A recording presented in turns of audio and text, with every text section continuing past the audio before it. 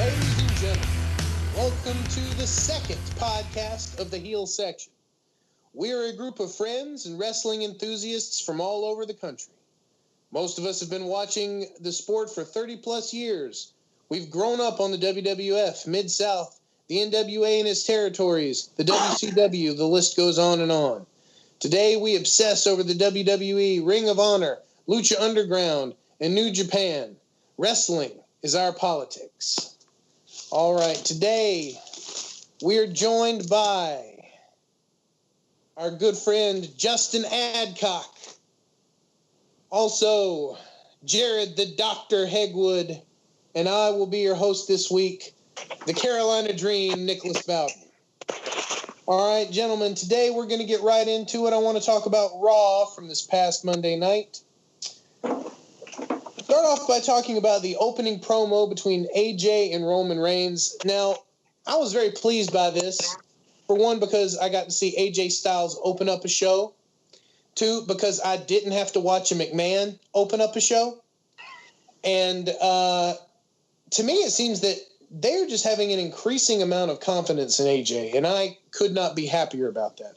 I can barely even remember Owens getting to open a show.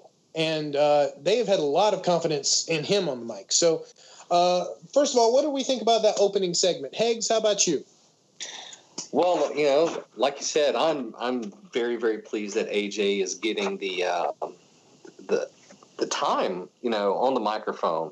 He's never really been, you know, considered that strong in regards to his promo skills, but he did a more than serviceable job.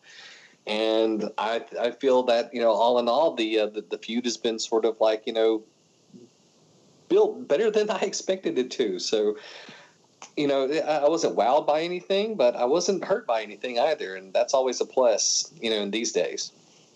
Yeah. Justin, what'd you think?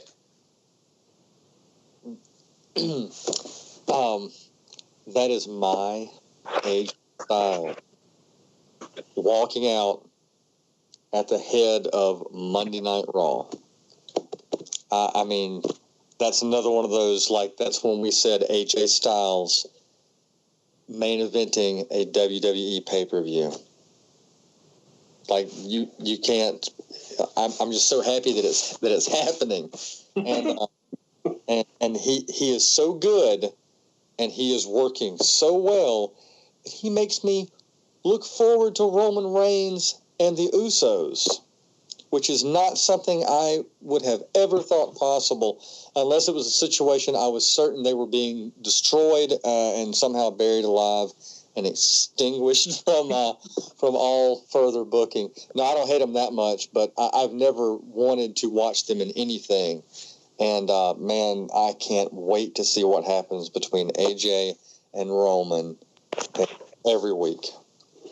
Yeah, you know, I mean, I had sort of the same thought. I haven't been an AJ fan for nearly as long as you guys have. I remember 10 years ago, Heggs and me going to just a, you know, really low-rent independent show in Hattiesburg and telling me about this guy named AJ Styles. And, Jared, I don't know if you remember this, but you actually sent me a video of that cage match he had in TNA where he, you know, leapt from the cage and grabbed the title because the title was hanging over it. And it was just, I remember thinking, wow, my God. And then, you know, I sort of fell away from that for so long. So, like, to you guys, I know this must just be an incredible thrill. And I thought the promo, now, what did you think of the promo itself? We're all happy. Hold on. This is the opportunity we have to talk about your extraordinary love for Daniel Bryan, because you are a passionate Daniel Bryan fan. And I needed to express that I think Hegwood and I, we are the same level of AJ fan. Like that, this is he's not going to get that kind of push and reception. I think it's wonderful and surprising that he is getting the reception he is getting. I'm genuine, huh? It's amazing. Whole states are chanting AJ Styles' name. I never thought that would have happened in my lifetime. I agree. But, you know, I would have also said the same thing about Daniel Bryan, Bryan Danielson early on. And man, when he started getting over, I was just I was thrilled and surprised. And it's the same thing with AJ. We know he deserves it. We know he is like one of the top wrestlers in the world and has been for a long time.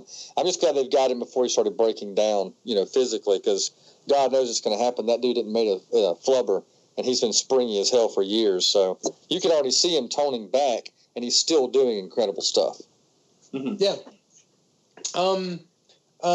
What did you guys think of the promo itself? I liked it. I thought it was solid. I thought Reigns was solid. I think this role is much, much better for Reigns. How can I put this? If I have to watch Raw and see Roman Reigns on my television, I much prefer this Roman Reigns to suffering succotash Roman Reigns. Yeah. At least this is a guy that I at least want to see lose. So what'd you guys think? Heggs, strength of the promo, what'd you think?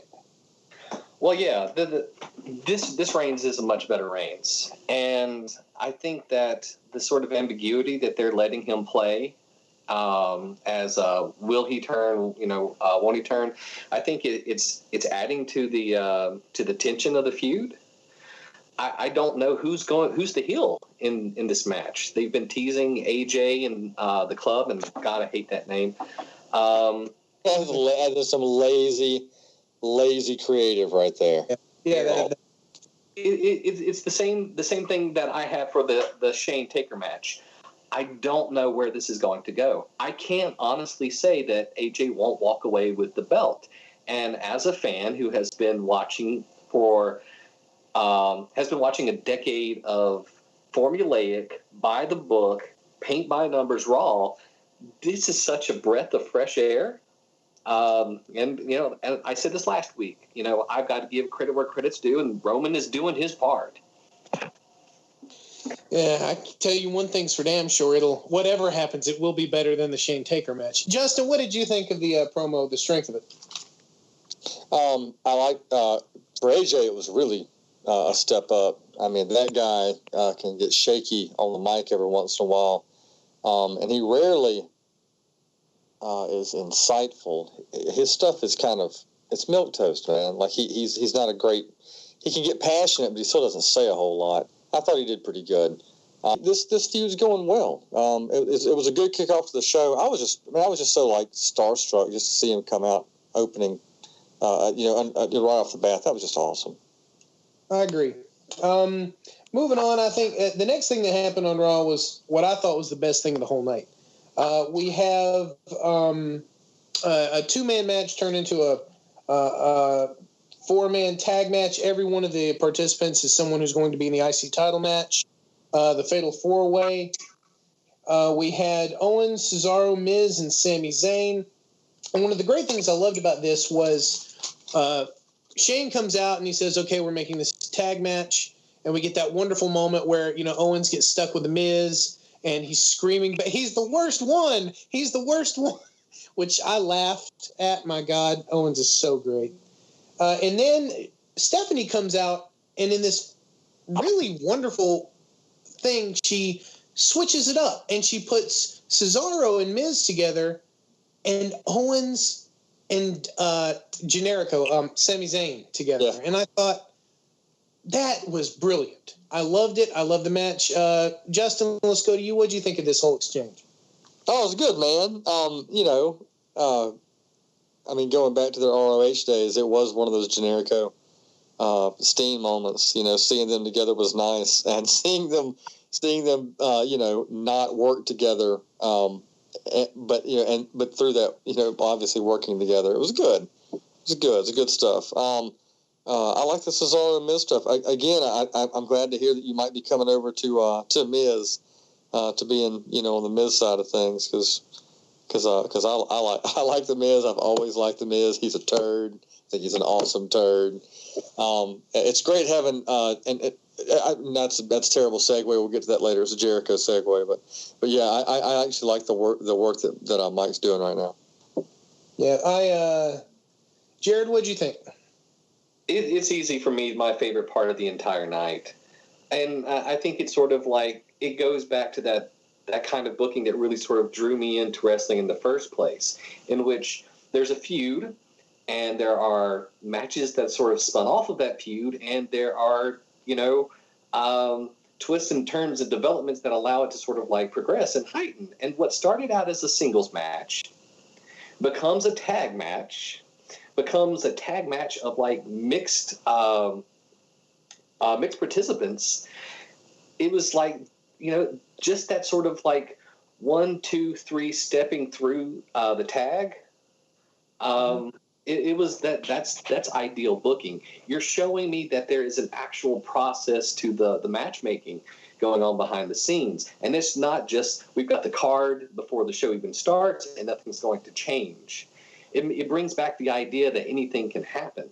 Yeah. And just they're just taking old booking that worked, and they're putting good workers that we all appreciate and new faces. I mean, the reason that I don't think the ratings are doing dick right now is because nobody knows who the hell these people are. Right, but yeah. You're just going to have to eat those ratings for a year or two, and you're going to build his stars. Kevin Owens that dude's gonna be big as soon as they get him in a feud with Lesnar or the Wyatts. He's gonna go from like full on heel to a great tweener. I mean, yeah. It's a no-brainer at some point to put him in some kind of feud with a more terrible person to show that like he does anyway. But my point is that you're right. They've gone from lazy booking to booking that works, and I care about it. And it doesn't matter really. I think it doesn't matter so much as to who's filling those roles, so long as there's a story that makes me care about it. Yep. And I think that all this stuff is happening at once, and it really worked. I think there's a lot of the show that is equally lazy, but that was my high point. And then just watching Zayn and Owens together was great, because when those guys become like tag partners and become buddies again, that's going to be huge. Yeah. You know what I liked most about it, and it was a different kind of tag team match, because so much of Monday Night Raw, we're watching the same match again and again. It's booked exactly the same. I think it was the pay-per-view, Raw right before Payback. It was like you could go right down the card, and like every match was the same. Smaller babyface, bigger heel. It was the one where it was AJ versus, I think, Sheamus, and it was small Sammy versus Rusev, and then somebody versus. And my point was, every match is the same, and every tag team match is the same. You get the baby faces getting beaten down, then what passes for a hot tag these days. The booking of this match made it completely different. It was a completely different kind of match than we normally see on Raw. All right, so what about the Jericho and Ambrose tease for what they're calling the Asylum match? They had a mop above the cage. They had a potted plant above the cage named Mitch Jr. Heggs, your thoughts on this? I had a flashback to some really terrible Vince Russo era WCW, in which there was a paycheck on a pole match, a Pepe the walking horse on a pole match, to this on a pole match. It was really sort of embarrassing, the way that all of those were dangling over the cage. There was nothing threatening about it, and the music only made it worse. That's not to say that there's not potential. If the Asylum, and I've said this before, I think cage matches are far preferable to actual cell matches, because the limited room in the cage allows for like more brutality and like an intimacy in the combat that you can't get with a bigger space. If you had wedged those weapons into the cage walls, and you didn't have quite so many sort of like stupid silly props, the Asylum could be as much of a match that I look forward to every year than as the Elimination Chamber. But what they gave us on Monday night just wasn't. I want this match to work. Justin?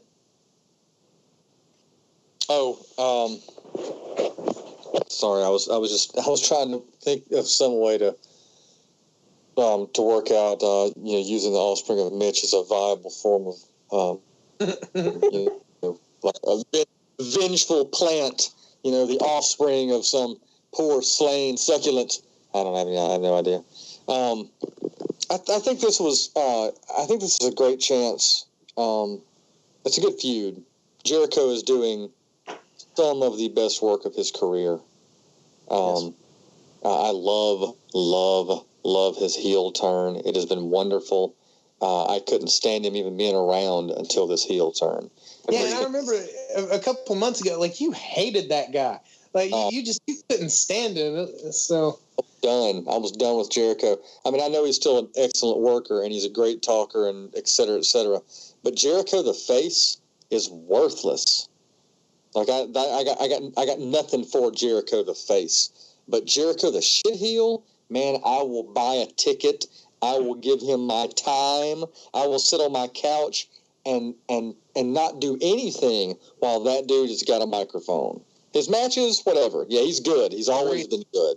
But no, man, his mic work right now and his internet trolling. Like, I'm not one for the social media game. I don't want to have to follow social media to worry about wrestling at all. I want to watch the program, and then we can do dirt sheets or whatever. But I just, the trolling he does is so entertaining. He's great. He's doing great right now. And I think he has to put over Ambrose, which I don't know. I'm not all for it. I think he will. I don't know why he didn't put over AJ at Mania. Apparently they have their reasons. Wait, hold on. You don't think that Ambrose has been on a weird losing streak considering the guy is so over? You don't think he's or something? Well, I don't see Ambrose losing this kind of match unless there's some sort of interference that takes Ambrose in a different. Like, I can see. I don't think I will, but there's always a possibility of Lesnar showing up, and I don't know why he would. That doesn't even make sense. He beat Jericho clean at Payback. So I'm assuming, he's. I mean, and Jericho's got no problem with that. I mean, I think that's one of the things Jericho loves. I think he loves coming back, and it's to his credit. He loves coming back. He loves working with younger guys, and he likes putting them over, which I think is a good thing. I think I take it they had him beat AJ at Mania because to them, for some reason, it made sense to do that because the next night AJ pinned him to get in the event. And now pretty much I think everybody's already forgotten about that. I haven't. But what I like about this, and I think the match is, I know it's going to be a bunch of silly shit. The one thing I like about it was apparently the idea of you can win by getting out of the cage is thrown out the window. There's none of that crap, which I hate. I've always hated that. The idea that you would win by even the opening the damn door is the stupidest thing. Right? What's the point of that? I cannot believe that is a thing. The referee standing there and having to assist you is also just bull, man. Yeah, God. Going over the top, that at least has a cool visual, but that one thing I'm excited about. All right. Dana Brooke, who was a female muscle builder. What do they call? She was not a model. She was a professional female weightlifter. Joins NXT, becomes very irritating, not in a good way. And now, for some reason, she's here and Bayley is not. But anyway, she sizes up on her breasts. She sizes up on her lips, comes to the main roster, and they put her over Becky Lynch as clean as a whistle. Yeah, that was horse shit. Am I supposed to not swear on this podcast? We never talked. No, you can say whatever the hell you want. Yeah, that was horse shit. We try to keep the F bombs down below about a dozen. We've got a 12 fuck minimum here. Okay. Okay. 11. Maximum. Well, that was. I thought that was maximum. I thought that was supremely. So that's So, Jared, we'll go to you. I think Justin's having maybe a sound problem or two. What have you got, Jared? Clean as a whistle, Jared. In the middle of the ring. And what's worse is that Dana Brooke is green as hell. She's really stiff in the ring. She's really raw. It's ugly to watch her matches. She was brought up way too fast, and I do not know why. They've got a really solid foundation for the women's division in the company. For the first time in forever, I don't fast forward through the women's matches. I enjoy seeing them. And you've got Becky, you've got Charlotte, you've got Natalya, who is still an excellent worker. Emma's out. That's unfortunate. But, where's Sasha? I don't understand why Dana Brooke was being rushed up. Like you said, where's Bayley? It's high time to bring her into the main roster, to start making that money, to start getting those little girls in the crowd, buying the ponytails, and, going full on for that girl. So I have no idea why Dana Brooke was in that ring with Becky. And from what I understand, Becky's been injured since, right? Vince? No, I didn't hear about her being hurt. But I think it's not just Vince, because Dana Brooke, like when you watch NXT, their opening sort of montage and credit sequence, they show basically their entire roster, but they choose maybe 5 wrestlers that they actually showcase by putting their name up there. And Dana Brooks is one of them. It's like Finn Balor, Bayley, Samoa Joe, maybe she's their new Mark Henry. Maybe she's that project where they look like Vince saw, like someone saw something, like a look plus physical ability, and went, "Hey, let's see if we can make something out of that." I don't know. He needs to be a little more patient, because I know he's apparently teetering on the edge of the grave, but he needs to. If he can't wait long enough, then he needs to go ahead and just calm down. All right, next segment. Golden shower of the tag team of R-Truth and Goldust versus Fandango and Tyler Breeze. Pissy Prissy. 5 months. They made sure that we knew that this that Goldust and R-Truth have been engaged in a bromance for 5 months. When that happened, when they said 5 months, Jasmine looked at me, and I wrote this down. She said, "Man, 5 months. I'm glad we missed most of that." So, Heggs, you had some interesting thoughts on this. You compared this to something they did, about 10 years ago or so? Talk about that. First, I'll give credit where credit's due. Kevin Dunn did a hell of a job of packaging that into a segment which actually sort of pulled at the heartstrings. I don't know why odd man combination tag teams work. I don't understand. It doesn't make sense the degree to which Dustin Runnels is able to make that gimmick work today. But he's it's timeless, man. It's timeless. It really is. So yeah, when he started working with Booker T, it made no sense then. It's Odd Couple. It's just Odd Couple stuff, man. Yeah, it does. But back then, Booker was still sort of like a upper mid card guy. He had already feuded with H for the belt at the time. It seemed weird. An ugly, nasty, racial feud. Like not an entertaining feud. Not at all. Yeah. The kind of feud where the racist cracker goes over at the end of it. Yeah, in the minority challenger's hometown. Mm-hmm. Yeah, true. Vicious. That's Triple H for you. So it works.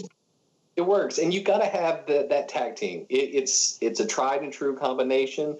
Goldust is able to pull it off every single time. I think that says a lot for him as a worker. I'm really happy that Fandango and Tyler Breeze are working together, if only for Tyler Breeze. It's great. It makes sense. That's a package tag that makes sense, and it's nice to have. I didn't say this when in the women's conversation, but it's nice to have two feuds in the women's, division, and it's nice to have two feuds in the tag division. It's like they've started to remember that they actually have an entire promotion to get over. That's true. I'm enjoying it. Yeah. Justin, what do you think? Now, are you talking about the overall enjoyment of the program and the diversity, the way they spread everything out? Was that, or are we talking about the? Well, I'm gonna be like I've thought. I like Truth. I love Goldust. Fandango, I can tolerate, and I love Tyler Breeze. I like all of them being on television. It's just, I don't know. The 5 months was what got me. I actually liked it when they first started doing this. I missed all that. Like I've seen little bits and pieces here and there, and I saw the recap, but I didn't realize it had been going that long. I guess we had a lot of SmackDown stuff, so. Yep. But I got nothing for R-Truth, and I think my brother would agree with me on this. I got nothing for R-Truth. Love that Goldust still has a job. That guy's a solid worker. Like him a lot. Fandango is a that guy's such a shit. But I like him, man. I think he and Breeze together are just if they can mine those two, if they can mine their dynamic, that could be a lot of fun, a lot of heel fun at that. I could see those guys being like the old Fantastics or something. That's a good way of putting it. But being even too pretty and too much for the ladies. Like they're all, like they say no to so many women that they go home alone. Like that kind of stuff. I mean, just something really. They could have a lot of fun with those guys, and I think those guys will eat that shit up. Yeah, that's great. That's perfect. So what about the next up? We've got the New Day. That time travel shit was gold. That was gold, man. That was gold. 2009 is my best year. Leave me here. That was beautiful. That was great. Higgs, what did you think of that? The whole promo. It's weird. As soon as they came out with the time machine and the name for it, and they were, Xavier Woods explained what was going on, I fell in love with it. And then they got in, and it all went to black and white, and I thought, oh, no, I hate this. And then the 2009 My Best Year line hit, and Josh and I, sort of hit it at the same moment. Best line of the night, hands down. If only the fact that it's true. That was the year that guy was like feuding with Randy Orton, and it just disappeared. So it was not a nice little bit of meta commentary there. But those guys continue to spin gold out of pure shit. It's a joy to watch. I wasn't, a New Day fan at the beginning, but I bought in. Hated them. I hated them. I didn't like them as singles. I didn't like them as a group. Now, every time those some bitches walk out, I'm like, they're going to talk about videos, and I watch TV. I watch my TV because of those guys. I loved it. One thing I love about their dynamic is they always come out and they introduce the subject that I think is going to be stupid, and it's just going to be awful, typical WWE milquetoast promo with just ridiculous and cartoonish. And it's ridiculous and cartoonish, but they make it their own in a way that nobody else on that roster does. Right down to like the reason that whole promo worked wasn't the big stupid box. It wasn't the premise of it that we're going to go back in time. It was that Big E played the straight man. Woods and Kofi are kind of, oh boy, we're going to travel back in time, and Big E's like, don't do this. No, this is stupid. No, that is a refrigerator box. Is that your keyboard from your computer? Duct tape to it? For God's sake. That, to me, my favorite member of that group is Big E. I love every time he does that where they're backstage and this time it was, near my home, oh, Greensboro, don't you dare be sour. That's some fun shit, man. I also like the vaudevillains in this. I love that this is what they have needed. They come out and they look just brutally vicious, just cruel. The way they decimate New Day, and Woods comes back in to help Kofi, and they just destroy him too. I thought it was great. All right, let's get down to the meat of things here. We have the Usos, who I used to call Uso shitty, but here lately I'm thinking not so shitty. Versus the Club, still way to take the coolest thing ever and make it the crappiest thing ever. With AJ in their corner, Roman Reigns in their corner, Usos fight vicious, wild Samoan style, go over fairly clean. What'd you guys think? Justin? I'm really I'm gonna sound like such a sexist ass here. I'm pissed that AJ and the feud for the World Heavyweight Championship belt has not been in the main event slot 2 weeks in a row. That aggravates me. I get it 1 week, I don't get it 2 weeks. Last week we got, what was it, like Kaz and the assault on Jericho's jacket. That was the main event. That was the close of the show. And this week we got what I think you all know that how I feel about contract signings literally being the laziest segment in all of wrestling. I hate contract signings. I hate them. Oh God, I hate them. And that was the main event part leading up to your pay-per-view, whatever the hell they are these days. And then the thing that should have mattered was, what was it, like is it 9 o'clock hour? Or was it 9:30? What was it? Yeah, it was at the, I think it was at the, 45 to 9, right in there? Yeah, something like that. But, I'm thinking Raw, I really don't think they consider the end of the night the main event anymore. I think they basically gauge it week to week, and they try to put the program they want to push the most in the time slot where they think the most people are going to be watching. And usually, they hit it pretty accurately. So, I mean, that really sucks for the people there because, wrestling fans are used to, hey, the last thing we see is the best thing we see or the biggest deal. But I think they pretty much, kind of goes back to, God knows when it was Cena feuding with Lesnar, and, they were up against Monday Night Football, I think, and he actually announced that during halftime of Monday Night Football is when he would have his promo with Lesnar and Heyman. And that's what I'm thinking. So they're actually trying to put it in the time slot where they'll get the most eyeballs. That's my understanding from what I've read about why they do that, because I have sort of the same reaction. But what do we think about the segment itself, Heggs? Well, I'm not going to join you in sort of like any Uso praise. I still hate their look. I find them to be extraordinarily bland. I find what Tama Tonga's doing right now with his brother. I think they're called Guerrilla Warfare. Guerrillas of Destiny. Guerrillas of Destiny. Yeah. If you're going to put a Samoan, and this might sound terrible with me, if you're going to put a Samoan into a feud, I want you to make them like monster badasses. That's how they've been presented in wrestling history for as long as I can remember.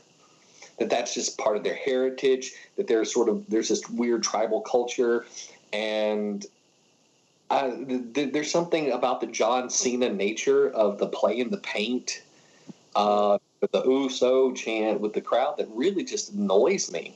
I don't think they've got any talent. They don't have any signature moves that sort of like center matches. So anytime they're on television, I'm completely and utterly disinterested. Even when there's Doc Gallows and hell, I can't remember his name now. Carl Anderson. Carl Anderson. When they're in the ring, I'm interested. I like the way that they work together. I like their finisher. It's a lot of fun, and I'm still sort of invested in the feud because again, it goes back to AJ.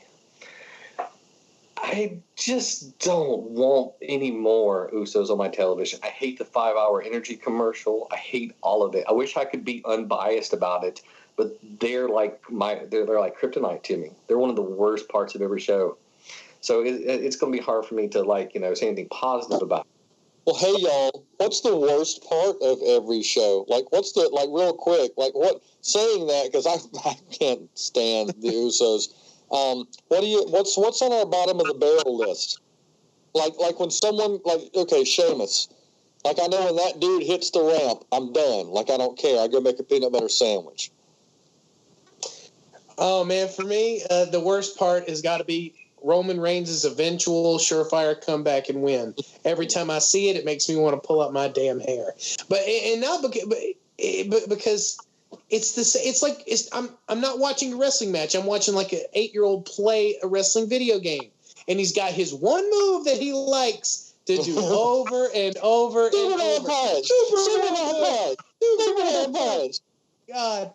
And just the way JBL is like a heel commentator for every other babyface, but not Cena. And now that's when I knew Roman Reigns is, oh my God. JBL acts like he wants to get down on his knees and yank Reigns' pants down. I swear to Christ, I can't stand it. Higgs, what about you? Thing you hate the most?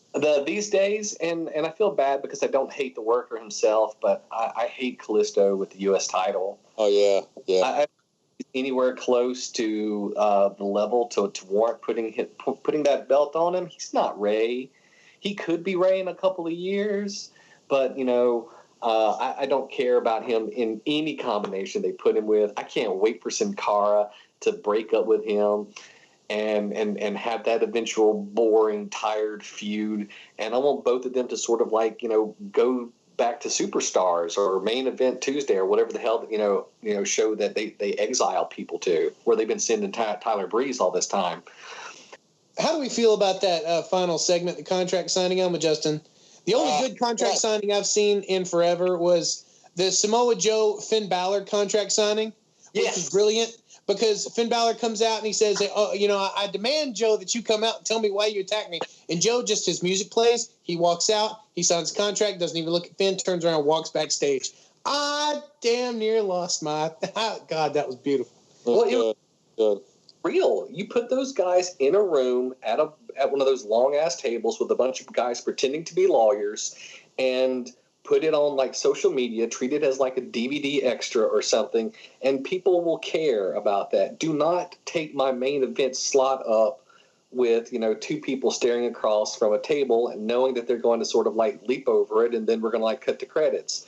That's boring and trite.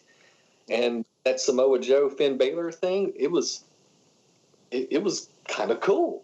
The way that the dialogue worked, the brief nature of it, top notch. I can't agree more. So I'm just going to – so I think we're all – that last segment was a waste of everybody's time. So why waste anyone else's time talking about it?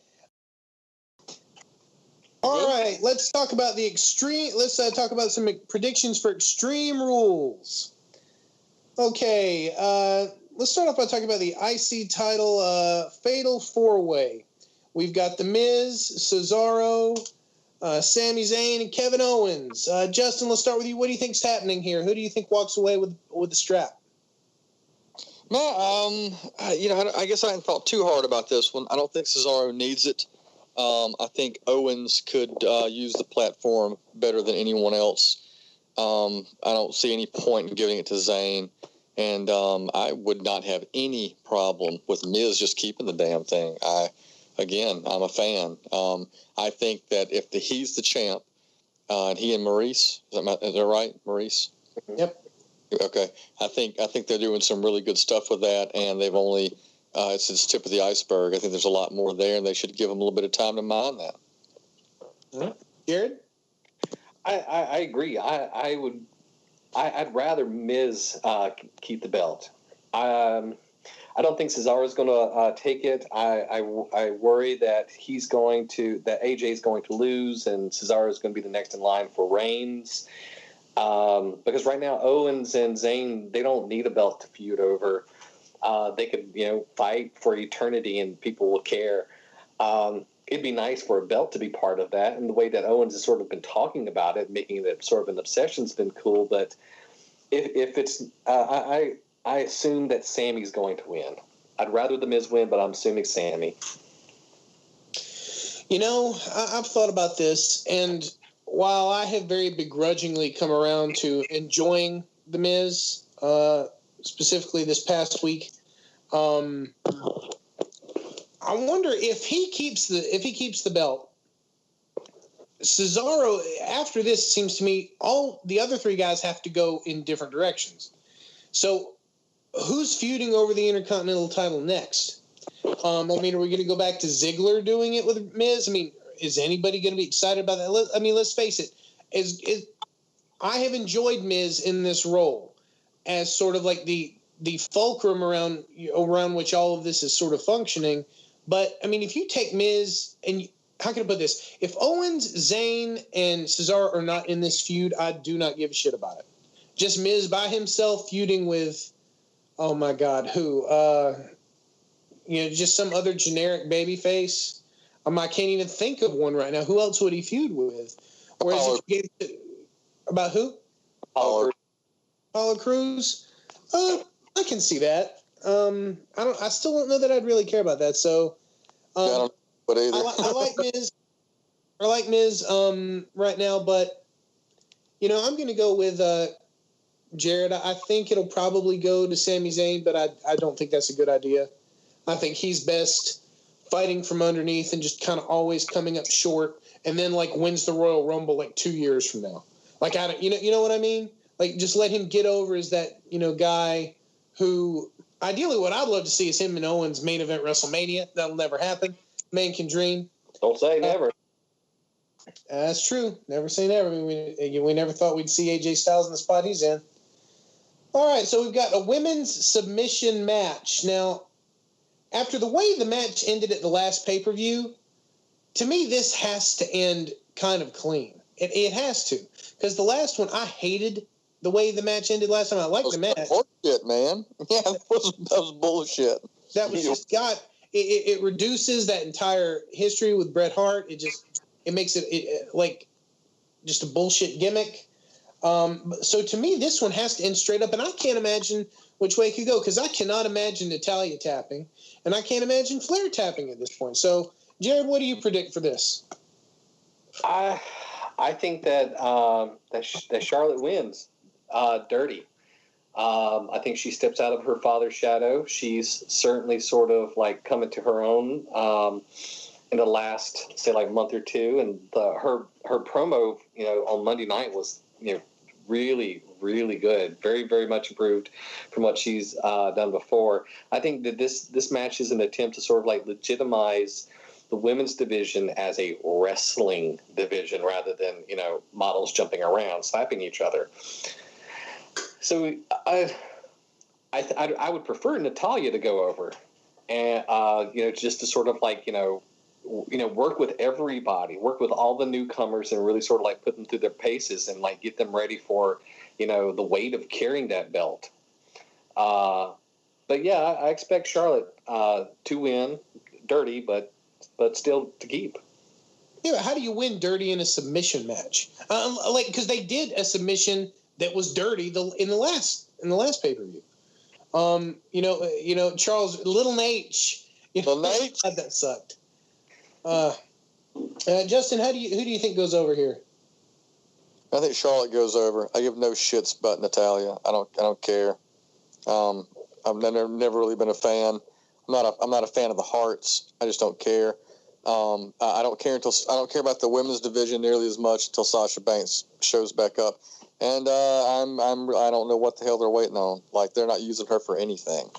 Or anything that I'm aware of. I know I'm changing the subject here. I apologize, but I don't. This match doesn't register for me, except that they're feeding Charlotte somebody. I can't imagine them taking the belt away from her this quickly. She's doing a good job. She's high profile. You just let her roll. Let her keep going. All right. I don't know how this one goes, frankly. If we hadn't had a bullshit finish the last time, I would say, we'll have a bullshit finish this time. But So I don't know. All right. The tag title match seems to me New Day definitely going over here. Vaudevillains, Jesus Christ. It you know, I mean, Justin, you put it that it's a silent movie every time they come out. What do you think? Who do you think goes over here? Oh, I think the New Day stays golden. Vaudevillains are, man, I like those dudes. I like their gimmick. It's awesome, but it works at NXT, and it does not work on Raw and SmackDown. It's like, I don't know. It's like that. It's that thing that's just a little bit bigger than like a down home gimmick. You know, like it works at a smaller venue with a smaller crowd. I guess maybe that's just my opinion. I'm trying to think of something else I could compare it to. Like, like Undertaker doesn't work in a gymnasium, right? Yeah. But right. That's a good way of putting it. Like the premise of something being larger than life. Yeah. Yeah. So I just think that stage is too big for that gimmick. I think the guys are awesome, and they got that shit over for real. But I don't think they have a chance of beating the New Day. New Day are too many T-shirts, too many bootios, too much silly social media success. You let those guys do their thing. Yeah, I'm thinking New Day either eventually goes down to. I think they eventually go down to Anderson and Gallows. That's my hope. Heggs, who do you think goes down here? New Day goes down? Mm-hmm. I hadn't considered, Gallows and Anderson being possible challengers because I see them still sort of like tied into the main event picture. I'm talking way down the road. I'm talking way down.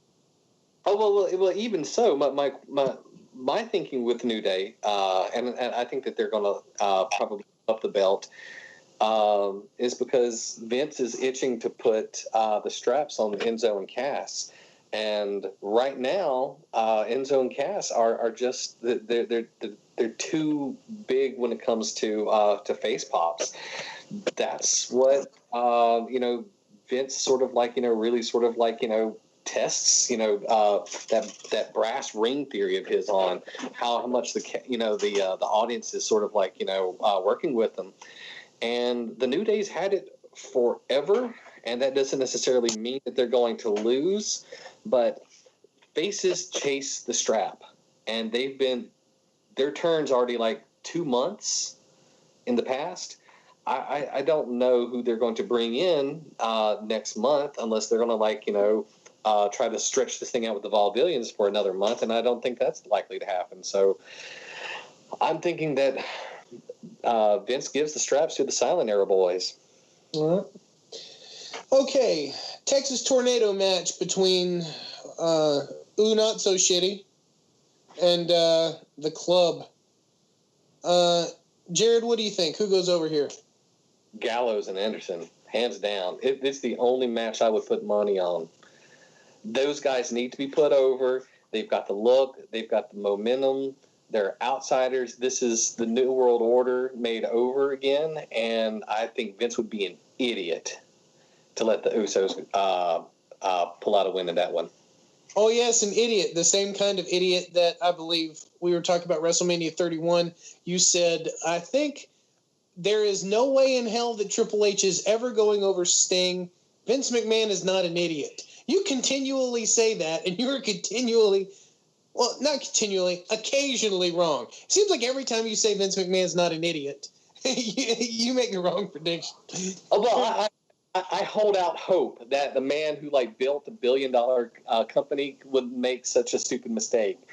I think in this sort of era, this new era that they keep sort of pushing, I think Vince has realized that his way is done, and he is slowly ceding control over. And I think that Gallows and Anderson are just sort of a continuation of this. I think that he sees that this is where the money is now, and whether or not he likes it, they're the future. Justin, your thoughts? Yes to those things are accurate and are pretty much how I feel. I don't know I could add much to that. I all that stuff except for the one part about Hegwood. Every time Vince McMahon I was being hyperbolic. Go ahead. Well, because Vince McMahon listens to Jared Hegwood, and we should all know this by now. He doesn't listen. I will add only this: if Gallows and Anderson don't go over, if they don't go out and just destroy the Usos, I don't know that I'm going to make it to the end of that pay-per-view. All right. I'm just going to skip the U.S. title match. Go right to the Asylum match. Seems to me. Wait. We cannot skip that. We got to talk about Kalisto and Del Rio. Fine. I'm calling this shit. I got something to say about this. Okay, go ahead, my friend. I'm laying out. Go ahead. Rusev is going to obliterate him. That's a given. But this is why. Rusev's going to have that belt for 1 week. And then John Cena comes back. Yep. He's going to come back and he's going to pick up right where he left off. And we're going to go damn soon. But the only way that doesn't happen is if he comes back and challenges Roman Reigns for SummerSlam. And that is also a very, very distinct possibility. Okay, so now we don't have to talk about that match anymore. Agreed. Yeah. God, I'd forgotten. I thought I'd forgotten that it was Rusev. I was thinking it was Del Rio again. Jesus Christ, it doesn't matter. All right. Yeah, you're absolutely right. Is it? How long? Is it Del Rio? No. It's Rusev. I was remembering. Okay. Like, that's how unimportant it is. Yeah. You're absolutely right. It is Rusev. I just forgot. Asylum match. Oh, God. I would be excited. Okay, if this were the last match of a final battle card for Ring of Honor, I would be, like, shaking with anticipation. But it is not. This is a cage match on WWE television, during their most extreme pay-per-view. So I'm sure this will, very much like the no-holds-barred match between Lesnar and Ambrose, will be a complete and utter disappointment. I say Ambrose goes over. Hags, what do you think? Ambrose goes over. Jericho was only kept around because things had to get shifted after Enzo's concussion. I think for that reason alone, Dean goes over, but I think Dean's also due one. I think that this match is going to be a disappointment. It has so much potential, but I think it's going to end. Come on, man. Come on, dude. Those guys are good workers. Oh, it's not their fault. Good workers, but the end is going to be Dean Ambrose is going to stick a mop in Jericho's face. Yeah. And he is kind of snake bit on the dumb endings, isn't he? Yeah, and it's going to be the son of Mitch being put upside Jericho's head, and that's how the entire match is going to end, and we're just going to roll our eyes and wonder, who booked this shit. Yeah. Listen, I have no doubt that if we could take these two guys and transport them back in time to, say, I don't know, 1999 and do this and let them book it, I have no doubt that they could put on a wonderful, chaotic, brutal, bloody, match that would just, make us all, like, that would make us want to upchuck afterwards, and it would be great. Here's my problem. I think there's no problem with Jericho and Ambrose. Just have them wrestle a match.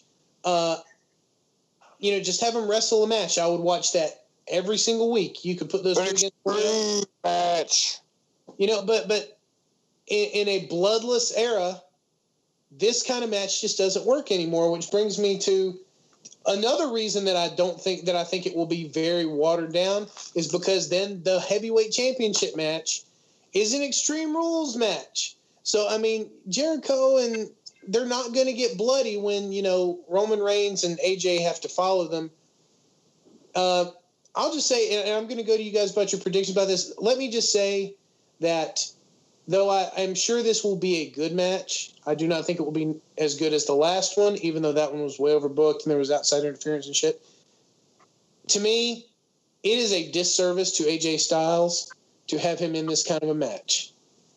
That is a man who he doesn't need chairs and he doesn't need all this BS. He should just go out there and wrestle a great 25, 30-minute match. And I'm sure Reigns could work with him and make it a very good match. But last time we got 4 other guys getting into it. This time we're going to get 4 other guys into it. And the outcome is already written in complete stone. You guys may disagree with that. I think absolutely there is 0% chance that AJ wins this. Justin, what do you think? I think it's 0%, but I think it's pretty slim. And it's pretty slim. I think the chances of him going over Reigns right now are slim to none. Reigns is after that Sports Center interview, and it's like they want that guy to talk for them and look pretty at the camera for them for a while. And he's already got the Hulk Hogan 5 moves of doom down. Mm-hmm. Everything about that guy at this point is canned. Like, that dude is a commodity, and they are trying to shop around hard. But yeah, I think he keeps the belt, but I think AJ is going to make it look like $1,000. And I think that they're working well together. I've said that a few times. Yep. I don't think there'll be any interference, believe it or not. And if there is, I think it will be detrimental to AJ, and it will be Anderson and Gallows. And I think there's a good chance that if he doesn't wind up being a bad enough heel for them, with them, that they'll beat him down and bring in. That's how they'll bring in Balor, because Balor will come in and be a real demon, no pun intended. Eggs? Well, I said earlier that what I like about this feud is that I don't know where it's going. I think I need to clarify that just a little bit. Reigns wins. I think that's a lock. What interests me about this match and this feud is I don't know how it's going to end, because both have shown a willingness to sort of to get their hands dirty. Reigns, I think everybody in the world has noticed that he's starting to exhibit heelish tendencies. But then there's the club, coming in, dealing with AJ. So who knows? It was one of the most satisfying moments of Raw was when we got the Styles Clash on the chair. I love the fact that they bring that rarely, and that was a moment that it was complete and utter perfection. Oh, I loved it. It was my favorite. Go ahead. No, go ahead. I loved it. I saw a meme that was posted on the heel section board. It was like, every time you feel sad, just look at this picture of AJ Styles hitting the Styles Clash with Roman on a chair, and it'll make you. God knows it. That fed my soul, and that's all I'm going to get. I realized that and that was enough. You know what I mean? At least I got one moment, not for the title, but one moment where AJ Styles made him his bitch and stood over his broken body, and that's it's all I'm going to get. I know it. Well, that's going to be. I think you're going to get that. I think you're going to get that pay-per-view. I think we're going to get that, or a Styles Clash through a table or something. I think that we're still going to get some really excellent spots out of these two guys, because they're not going to turn it down. Like, they're going to step it up. I don't even know if this is the end of this feud. Who said this has to be what has this been? Two matches? Second. Yeah. This is 2. No, we got another one, y'all. I mean, this is Raw. Huh? There one on Raw? I can't remember. Or you mean the next pay-per-view? I think next pay-per-view is Money in the Bank.